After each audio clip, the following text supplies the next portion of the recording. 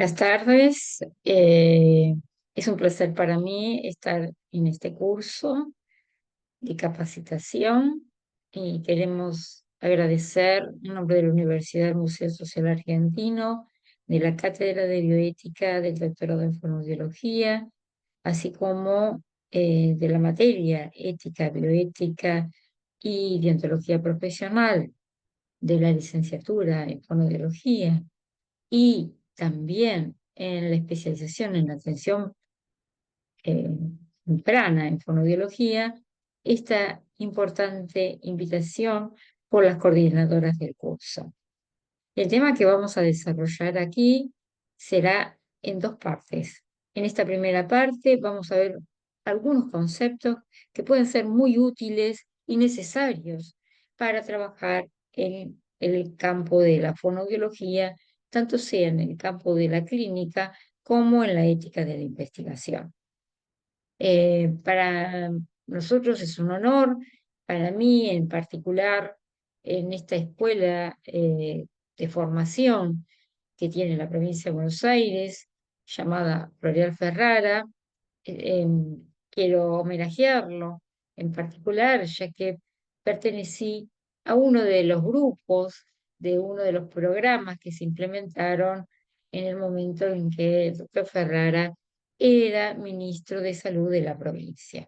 Así que en honor a él y por por esta importante capacitación, mis gracias de estar aquí con todos ustedes y con todas. Así que bueno, vamos a comenzar con esta reunión. Me disculpo por no estar en forma directa, pero estaré muy bien representada por la doctora Irene Carreras, que continuará con la posibilidad de seguir charlando con ustedes. Bueno, la bioética y los derechos humanos, el antes, el durante y el después en la atención fonoaudiológica. Esto es importante porque vamos a marcar un periodo que es prácticamente después de la Segunda Guerra Mundial, que comienza a haber cambios muy importantes, tanto en la comunicación como en el desarrollo biotecnocientífico. Comencemos. Acá tenemos un programa, digamos, que vamos a desarrollar en esta presentación, que tiene que ver con el antes, con el durante y el después. En el antes vamos a ver algún concepto vinculado a lo que significa la globalización, la cartografía de la situación contextual vinculado justamente a los paradigmas de la ciencia y la ética, y la génesis del contexto vinculado al accionar del fonoaudiólogo. El durante, que es la aparición de estos conceptos que tienen que ver con los derechos humanos y la bioética, el gran aporte de los documentos éticos internacionales que están con- consensuados desde muchos aspectos por estudiosos de las temáticas y por los estados, que nos van a dar lugar a los principios, valores y reglas, y por otro lado, cómo esto ha impactado en lo que es la deontología profesional, no solo la del fonoaudiólogo, sino la de los profesionales en general, en el área de la salud principalmente.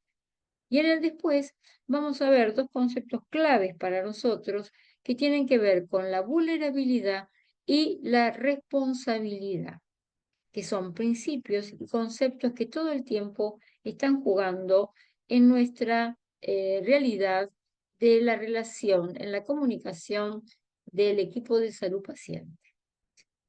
Y finalmente, en a modo de conclusión, vamos a formular algunas preguntas para que reflexionemos con respecto a qué nos pasa con estos temas en particular y los nuevos cambios. En el antes, en la fonoaudiología, nos vamos a encontrar con una sociedad global que después de la Segunda Guerra Mundial genera grandes cambios, no solamente en el campo de la comunicación con una sociedad informacional, sino también en el vertiginoso desarrollo biotecnocientífico.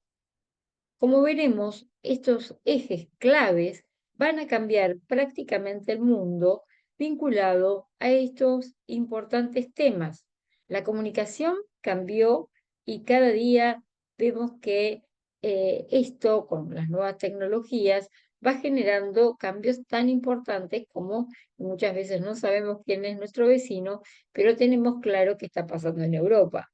Y también la posibilidad de poder comunicarnos con distancias bastante importantes, que antes esto era imposible. Por otro lado, el desarrollo biotecnocientífico es tan acelerado que genera muchas veces que los estados con sus leyes puedan proteger a las personas, pero en forma un poco más tardía. ¿Y esto qué significa? Significa que muchas veces en cuestiones nuevas, con las nuevas tecnologías, requerimos tener elementos claros para ver cómo continuamos trabajando o cómo lo pensamos, teniendo como objetivo el respeto a la dignidad humana. De allí la importancia de todos los documentos éticos internacionales que van a dar luz sobre estas cuestiones. Como vemos aquí, nosotros hemos pasado de un paradigma en la ciencia en donde se consideraba la objetividad, la superioridad racional y la neutralidad valorativa, y que tenía como un concepto clave la posibilidad de sacrificar personas en nombre de la humanidad.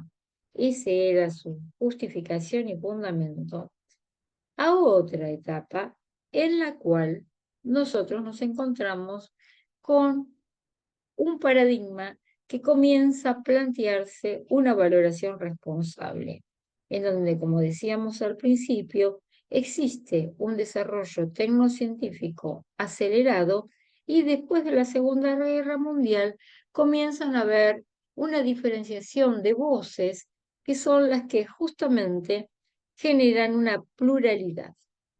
Estos cambios van a dar lugar a un concepto clave para la bioética, que es que no es posible sacrificar a nadie en nombre de la ciencia. Esto generó un antes y un después. Por eso hemos tomado lo que nosotros llamamos bioética y derechos humanos después de la Segunda Guerra Mundial. Ese sería nuestro punto de referencia para hablar de estos temas en particular. Como vemos, con la valoración responsable aparece la aparición de los comités de bioética y también está muy vinculado lo que sería la ética de la investigación.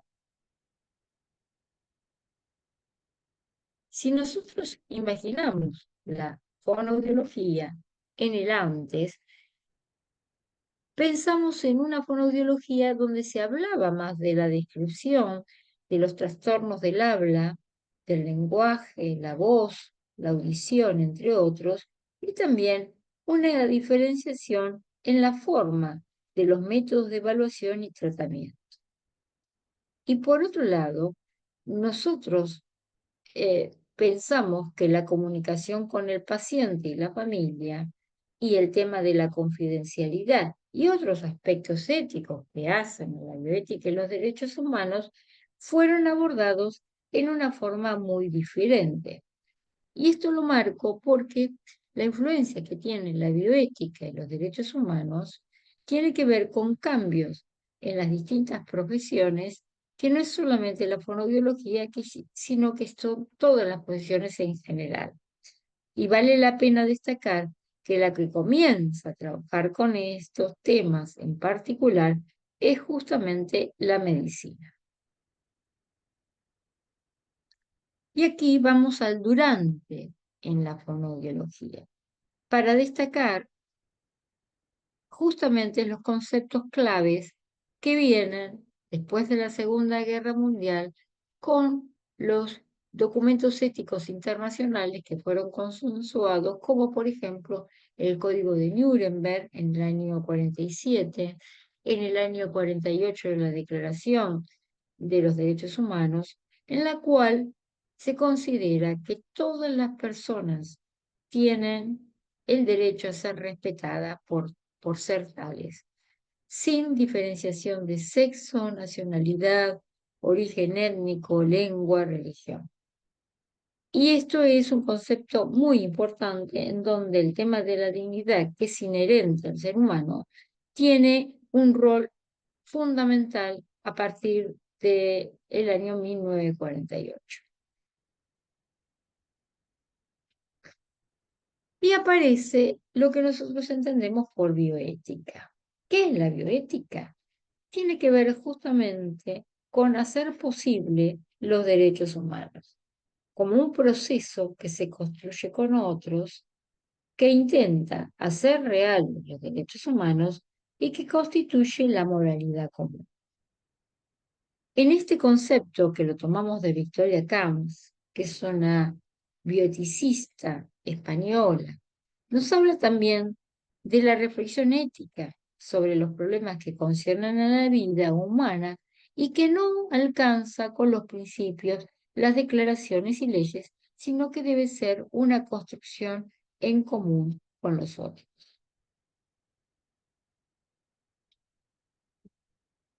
Como vemos, la bioética no es una ciencia, sino que es una disciplina. Y que el primero que acuñó el término viene ya del año 27, que es un filósofo alemán que se llama Fritz Hart, y que después, en el año 71, esta palabra, este neologismo, fue introducido por un oncólogo, Bernard Potter. Potter vinculado a la diversidad y a la cuestión eh, de la bioética ambiental, y el filósofo alemán Hart se refería a cuestiones y a dilemas éticos relacionados con la vida y la salud. Como vemos, hay varios conceptos de bioética, pero nosotros creemos que tiene que ver con esto que hablábamos con lo que dice eh, la filósofa española eh, Victoria Camps, y este concepto que también nos ayuda a comprender mejor la importancia de los procesos.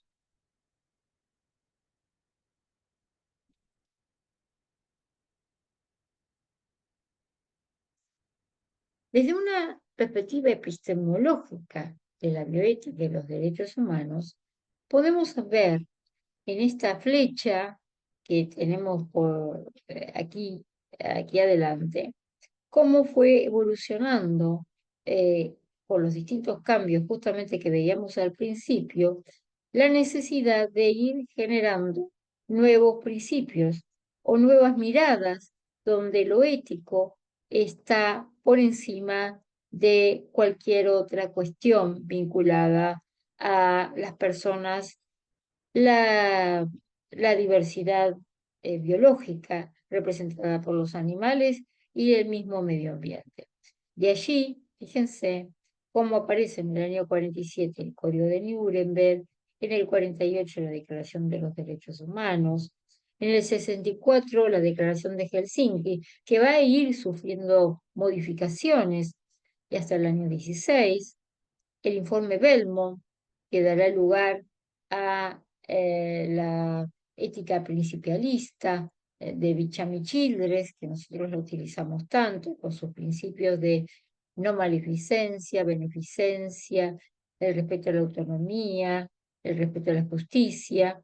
Me parece que este es un punto muy interesante que ya lo vamos a ver seguramente en el desarrollo de lo que significa y el valor que tiene el consentimiento informado. Si bien aparece con el Código de Nuremberg la necesidad de que las personas participen con su consentimiento, vemos que se despliega una serie de principios que favorecen a la hora de qué tenemos que mirar para proteger a las personas.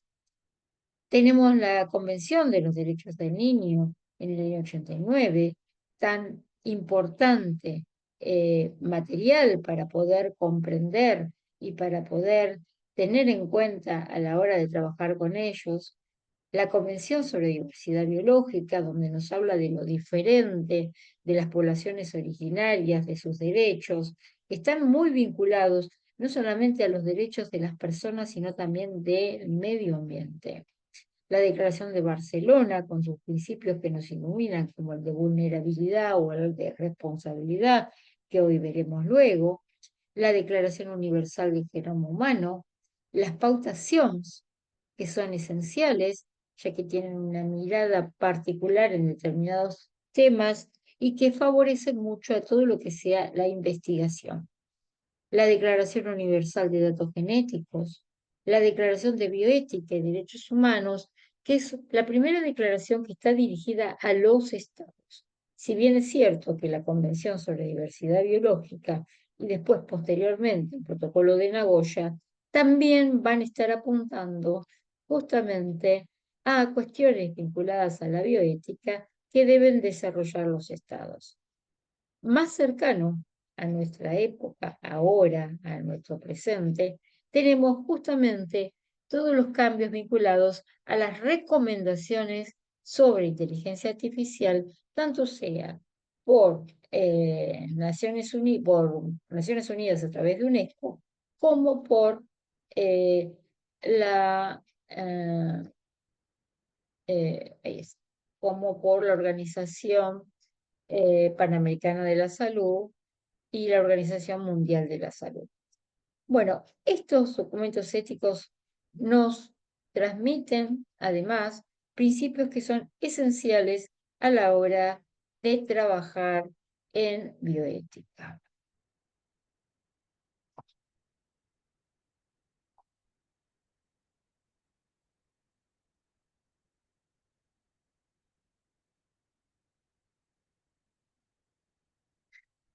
Y tenemos los documentos que no los vamos a desarrollar ahora porque realmente nos llevaría mucho más tiempo, pero les recomiendo que están todos en internet y si ustedes buscan por el nombre, se van a encontrar con que están y que pueden recurrir a ellos para leerlos. Es, les diría, hasta una obligación profesional conocer qué están diciendo. Creo que esto es un punto muy importante, por eso nos parece que sería interesantísimo, también se los podemos enviar con mucho gusto, para que ustedes puedan hacer un recorrido y pensar y reflexionar en la práctica clínica que tienen cotidianamente.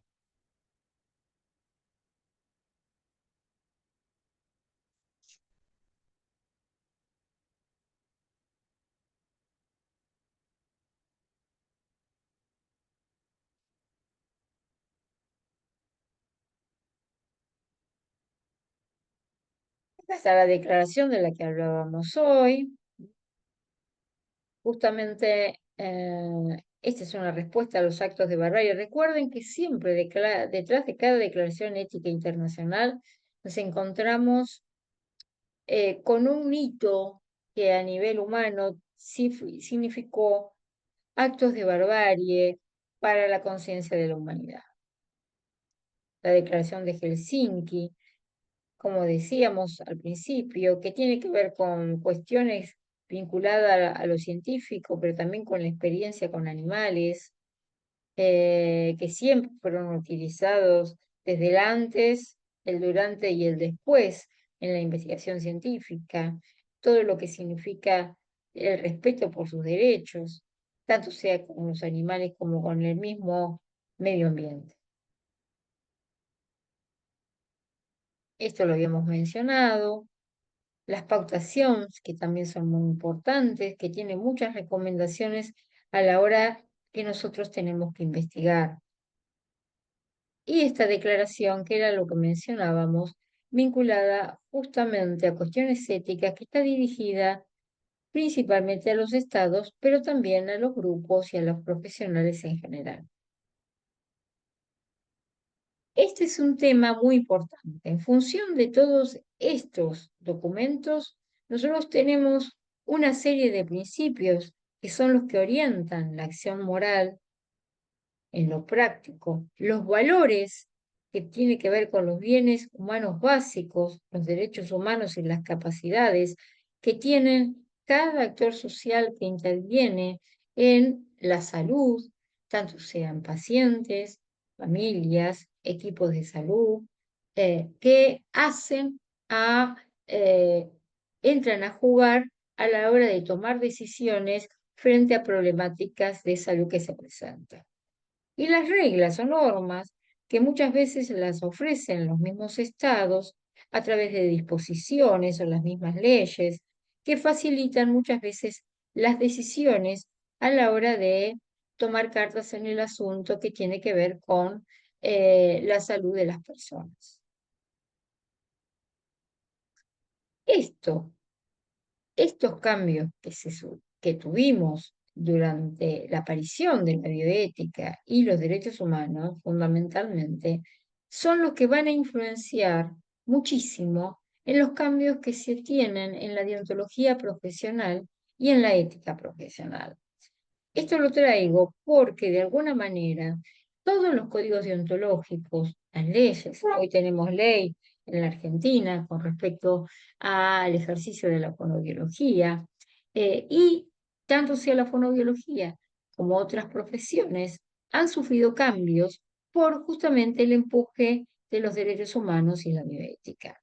Si nosotros vemos hoy, el consentimiento informado es esencial a la hora de comunicarnos con los pacientes como parte de un proceso que tenemos que respetar tanto el derecho a la intimidad como el derecho a la confidencialidad de la información.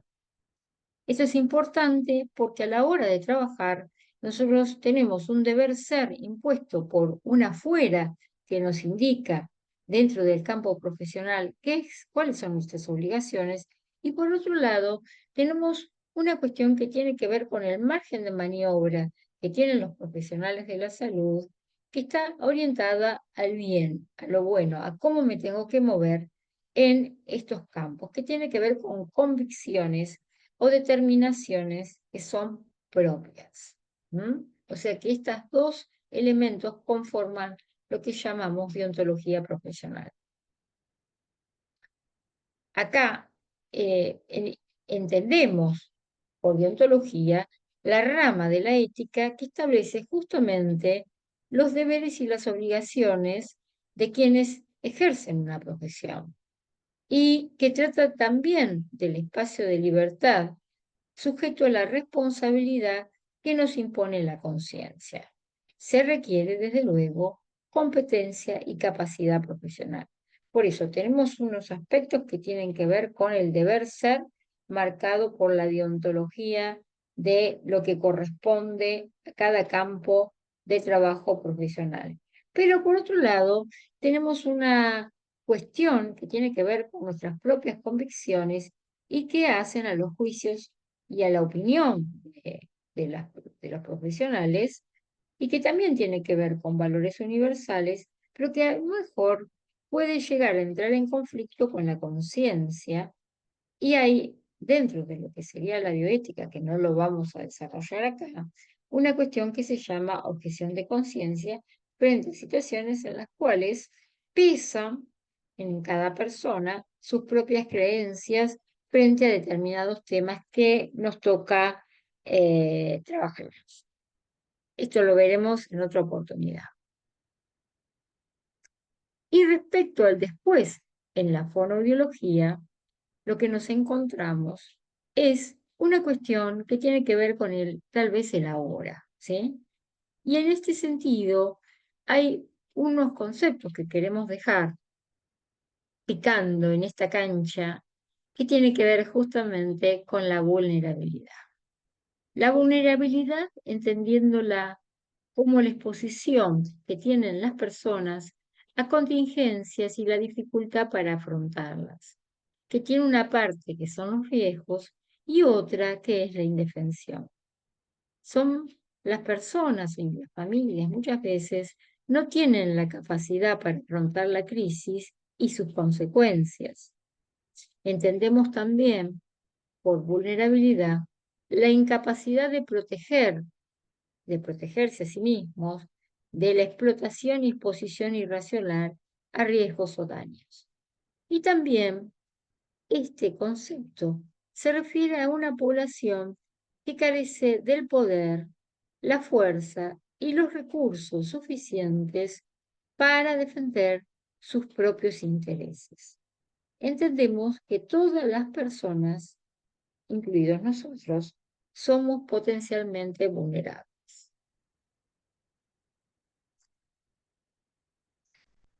Acá, ya terminando esta pequeña introducción, queríamos traerles este tema de la vulnerabilidad que, visto desde la bioética, puede ser visto como un concepto o como un principio, y existe hasta una teoría de lo que es la vulnerabilidad, que parte de un modelo bioético conformado por 4 principios, en el caso de la Declaración de Barcelona, en la cual se toma en cuenta la dignidad, la autonomía, la integridad y esto que es la vulnerabilidad. Esta nueva conceptualización permite ampliar las dimensiones del ser humano vulnerable, que incluye las vivencias personales, los entornos sociales y los elementos culturales. En el trasfondo de dichas reflexiones subyace la vinculación de la vulnerabilidad con el reconocimiento justamente de la naturaleza humana, que remite a 2 cuestiones. La primera es la cuestión de la dependencia humana. Y esto lo vemos muy vinculado cuando tenemos por delante un paciente y su familia que no saben qué hacer o qué les está pasando frente a lo que están padeciendo. Y la segunda es justamente el deseo consustancial de mejora del ser humano mediante la intervención y modificación cualitativa, que tiene que ver con la intervención del profesional. Y aquí entra justamente a jugar lo que se llama la responsabilidad de los equipos de salud. Entonces, frente a la dependencia existe una segunda instancia, que es justamente la intervención profesional. Y aquí estamos nosotros como responsables frente al vulnerable, frente al que nos necesita. Y acá nos encontramos con una cuestión sumamente importante, que está vinculada a la comunicación y la relación paciente, equipo de salud, paciente-familia, ¿verdad? Y que nos señala la responsabilidad que nosotros tenemos en las acciones y en las decisiones en la clínica, la responsabilidad que tenemos también frente a todos los cambios que se están generando en la sociedad, tanto en lo informacional como en el desarrollo biotecnológico, que nosotros tenemos justamente vinculado a todo lo nuevo en nuestra profesión que viene apareciendo de la mano de la tecnociencia, la importancia que tiene la responsabilidad en la formación continua, la responsabilidad que tenemos de continuar investigando de forma científica, justamente en el área de la fonoaudiología, y por otro lado, la gran responsabilidad que nos pesa frente a la vulnerabilidad de los pacientes, yo diría, sus familias y su comunidad.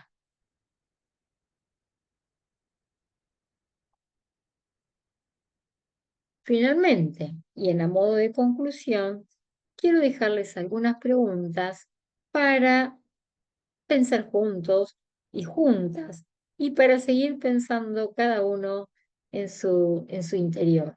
¿Y qué son estas? ¿Cómo comprendemos y protegemos los derechos de los pacientes y las de su familia? ¿Cómo comprendemos todas estas nuevas comunidades, como las comunidades sordas, que nos están planteando una mirada distinta con respecto, por ejemplo, a la sordera, en donde no se siente o no lo viven como una enfermedad o como una discapacidad, sino como el punto de partida para un nuevo tipo de comunicación? ¿Y cómo comprendemos esta nueva cultura que tenemos por delante, que hacen a la realidad de unas nuevas minorías? Por otro lado, ¿Cuáles son los riesgos potenciales de nuestro quehacer profesional?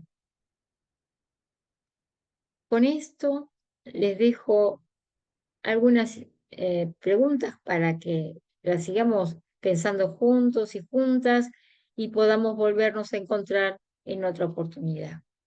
Desde ya, muchísimas gracias por todo, gracias por escucharme y para mí sigue siendo y quiero manifestarles mi alegría de poder compartir con ustedes este importante momento junto con mi querida amiga y compañera, la doctora Irene Carreras, que va a continuar con ustedes a partir de ahora. Muchísimas gracias por todo y nos volveremos a ver, ojalá que sea dentro de muy poco tiempo.